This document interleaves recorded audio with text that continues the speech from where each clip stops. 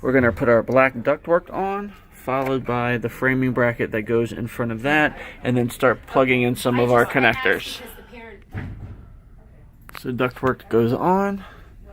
We've got 1, 2, 3, 4,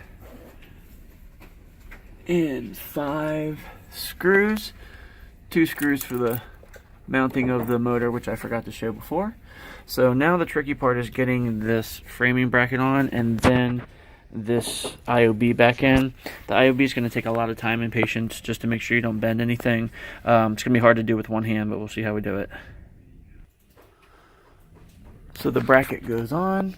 When you put it on, I recommend doing this left side first so it can get behind these connectors. You've got 1,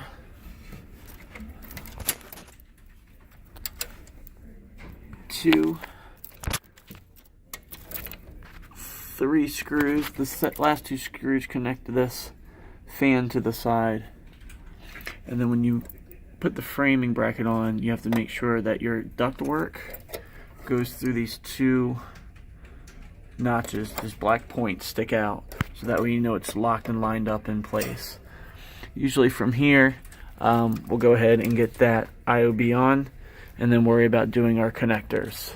So you do actually have a connector over here that goes into this drive motor, as well as you can do this fan connector before you get into everything else.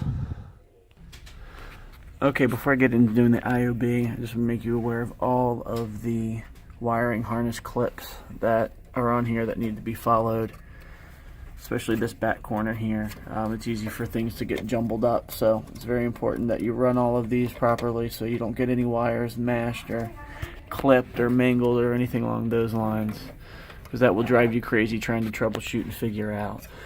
I usually do about half of these or so, and then we're going to work to get the IOB in now.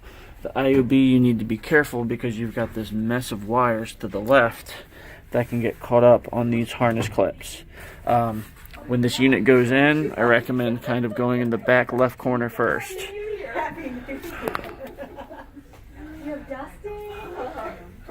Back left corner first, and then pop it in. It kind of has to go up underneath of this ductwork, and then you've got 31 connectors that need to be reconnected.